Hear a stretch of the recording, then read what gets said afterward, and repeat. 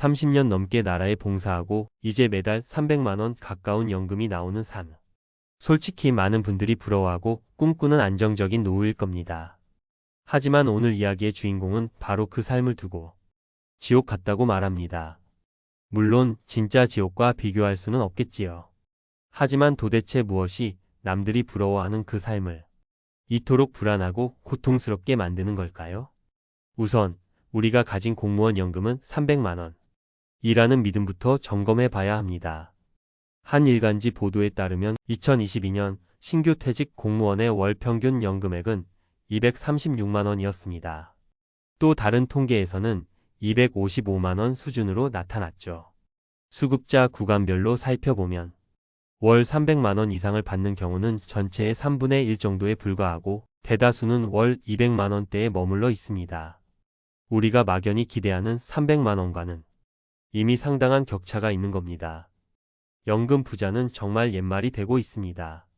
오늘은 32년간 구청에서 헌신해온 김영수 과장님의 이야기를 통해 통장에는 분명 넉넉한 돈이 찍히는데도 왜 삶이 팍팍해지는지 그 구조적인 이유를 함께 파헤쳐 보겠습니다. 이것은 나는 공무원 연금 하나면 돼 라고 믿었던 한 남자의 후회이자 은퇴를 앞둔 우리 모두가 마주할 수 있는 현실적인 경고입니다. 김영수 과장님에게 공무원 연금은 단순한 노후 자금이 아닌 평생의 성실함에 대한 훈장이자 자부심이었습니다. 매일 아침 같은 시간에 일어나 낡은 서류 가방을 들고 출근하던 32년의 세월. 그 시간의 보상이 바로 공무원 연금이었죠. 주변 동료들이 IRP니 연금 저축이니 추가로 준비하며 노후 불안을 이야기할 때도 그는 우리는 공무원 연금 하나면 충분해. 그게 바로 공무원의 가장 큰 혜택인데 뭘 걱정해. 라며 자신만만했습니다. 월 290만 원. 이 황금 티켓 하나면 아내와 소박하게 여행도 다니고 손주들 용돈도 챙겨주는 여유로운 삶이 보장될 거라 굳게 믿었습니다. 퇴직 후 두어 달 여유를 만끽하던 어느 날 우편함에 꽂힌 고지서 하나가 그의 평온을 깨뜨렸습니다. 건강보험료 고지서였죠. 재직 시절 월급에서 몇만 원 떼이던 것과는 차원이 다른 20만 원이 훌쩍 넘는 금액이 찍혀 있었습니다. 그는 뭔가 잘못됐다고 생각해 건보공단에 전화를 걸었지만 돌아온 건 냉정한 현실이었습니다. 퇴직 후 지역가입자로 전환되어 연금소득과 아파트 재산이 모두 합산되어 부과된 것이 맞다는 설명이었죠.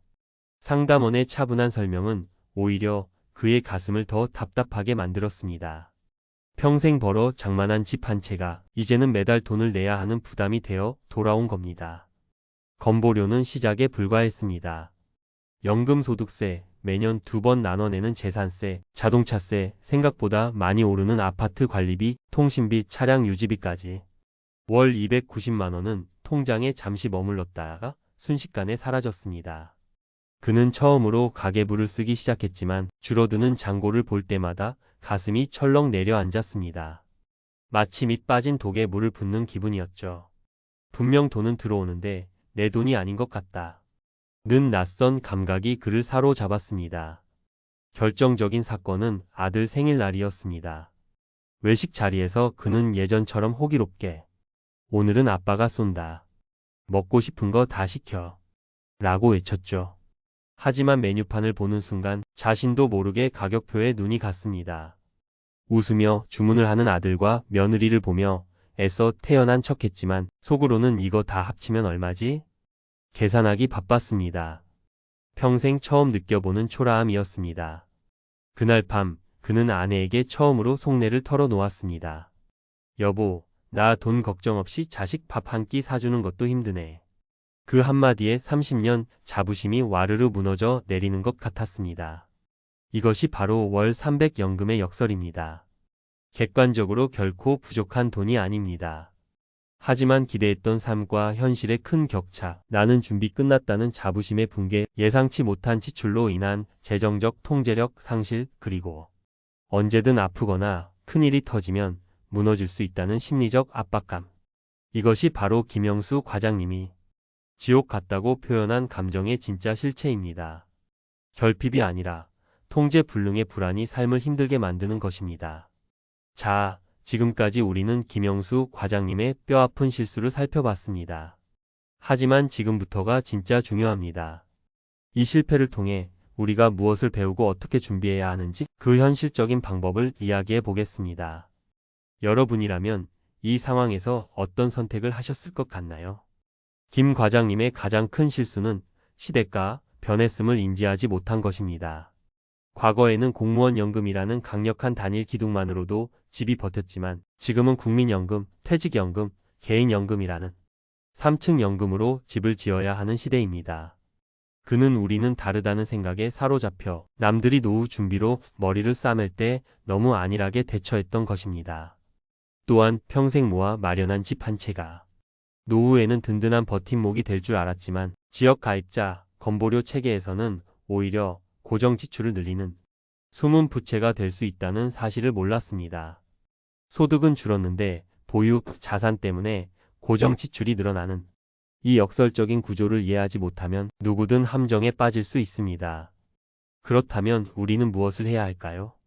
첫째, 나의 진짜 은퇴 소득을 냉정하게 계산해야 합니다. 지금 당장 종이와 펜을 꺼내십시오. 공무원 연금공단에서 나의 예상 연금 실수령액을 확인합니다. 그리고 국민건강보험공단 홈페이지에 4대 보험료 계산기를 이용해 내 재산과 소득을 기준으로 퇴직 후 예상 건보료를 반드시 시뮬레이션 해보세요. 막연한 기대가 아닌 냉정한 숫자로 현실을 마주하는 것이 모든 준비의 첫걸음입니다. 둘째, 보이지 않는 지출 목록을 작성하고 관계 비용 예산을 세워야 합니다. 재산세, 자동차세, 관리비 등 비정기적인 고정 지출을 월 평균 비용으로 환산해 보세요. 그리고 가장 어려운 관계 비용, 즉 경조사비, 자녀 지원비 등에 대해 연간 예산을 정하고 그 안에서 지출하는 연습을 해야 합니다. 체면 때문에 노후가 흔들려서는 안 됩니다. 이는 인색해지라는 말이 아니라 예측 가능한 범위 내에서 지출하며 재정적 통제력을 되찾으라는 의미입니다. 셋째, 늦었다고 생각 말고 지금 당장 두 번째, 세 번째 기둥을 세워야 합니다. 퇴직이 임박했더라도 늦지 않았습니다.